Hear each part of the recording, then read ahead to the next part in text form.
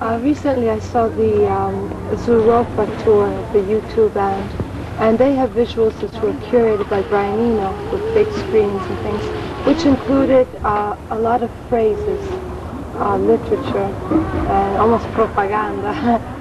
I was wondering, what rapport have you with literature? Poetics, words? Yeah, I studied French literature at the university. I love words. I used to write a lot of songs, rock songs in France. But I think there is also a very interesting aspect in instrumental music. I think as Latin countries, Italy, France, and continental countries, even including Germany and Spain, I think we have a tradition of instrumental music which can convey other things than words. Because words are, as you just said, are in a way kind of propaganda type of message. With music, it's like abstract painting, it's like sculptures. You don't necessarily give message you have to follow. You give emotions you have to share, which is fairly different. And I think the main difference between a U2 concert, for instance, and the European concert I'm preparing is the fact that the scale of the images are bigger. It's the reverse attitude of celebrating video images. It's the reverse. It's to escape from the video images, to try to find an alternative to video with images of cinema, images of paintings. I mean, to try to dig deep in our roots.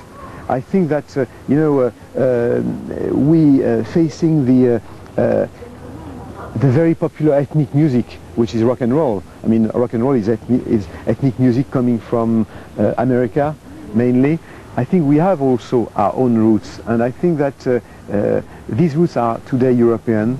They are part of the painting tradition you have in this country, the music we have, and it's only by using this that we can be international, universal, not by only imitating the American rock and roll, because then we are starting to be colonized in terms of our own roots. The videos that have been prepared were directed by Jan Klein. What attracts you to this director? He is very famous for the MTV jingles with very strong visuals. Yeah, Jan Klein is a very talented director. He's, as you said, one of the guy who is responsible for the visual look of MTV.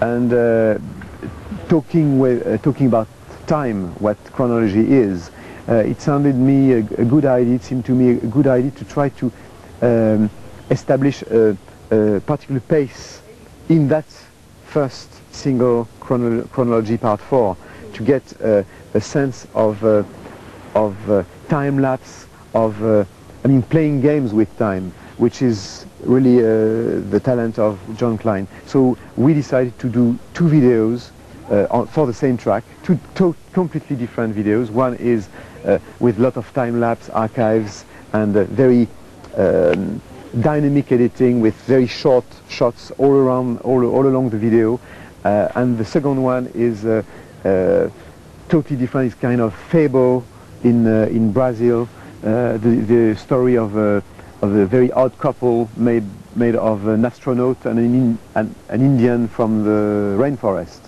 and it's kind of a surrealistic type of Thelma and Louise revisited type of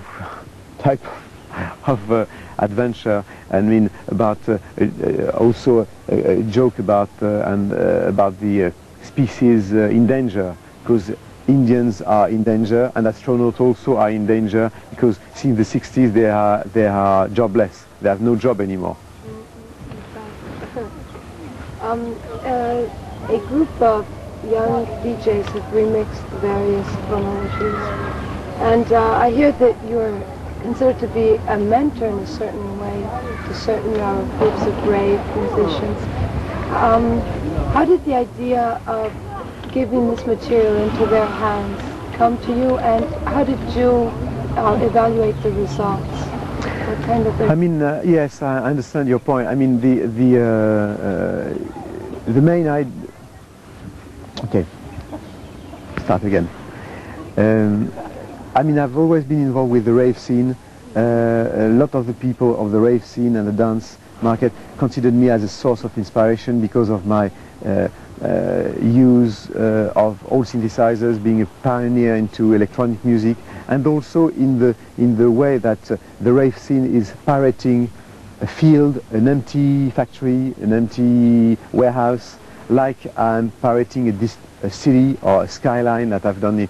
I've done that in Houston, or for the venue of the Pope in Lyon, the concerts I've done in my hometown in France, or on the London Docklands, or in China, everywhere to try to integrate the architecture and the environment. What the rave scene is doing, more or less. So there is an obvious bridge between those two styles. I tried for Chronologie is going to be a series of events, European concerts, but also a series of singles, series of remixes, series of videos, and the remixes for the first single have been done not by engineers or DJs, but really artists involved in the rave scenes, and they have worked directly on the master tape, and they played with all my sounds, they added their own sounds, and I think there is something that I really like. I think the rave movement is certainly one of the most important movements of the 90s. To pirate technology, to play with the tools of today is always what I tried to do, and I think now there is a format that is close to what I always try to do. So it gave me a lot of energy, and I hope that it gave them also some inputs. And for the second single, in the next 2 months, I'm going to work with other bands from UK, from Belgium also. You know that Belgium dance scene is very active. So the first single, Chronologie Part 4, you had people like Praga Khan made the Rave Alert. They made also part of the soundtrack of Basic Instinct. Sunscream, UK band, is also doing a lot of very good stuff on the dance market in the UK.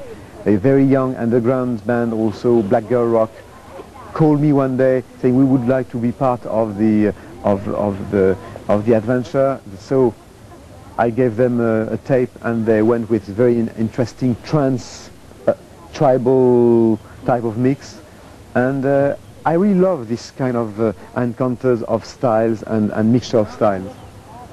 It's fascinating because usually in the past, in the 80s, the experimentation that musicians were doing, say, in the 60s and 70s had disappeared, and to create a project which was commercially valid, they were pointing only on dance music or rock music, and it's fascinating to see that experimentation can return into a scene as commercial as dance music. I really agree with you. I think it's a very exciting period, and it's the reason why for me Chronologie is a special project, because it's actually the encounter of the research spirit of the 70s with the kind of rigor, the rigorous attitude of the late 80s. And this mixture, I think, will create the style of the 90s. This kind of baroque encounter between digital and analog, between the yin and the yang, between the round, the circle and the square, between the dream and the rigor. Wait a second.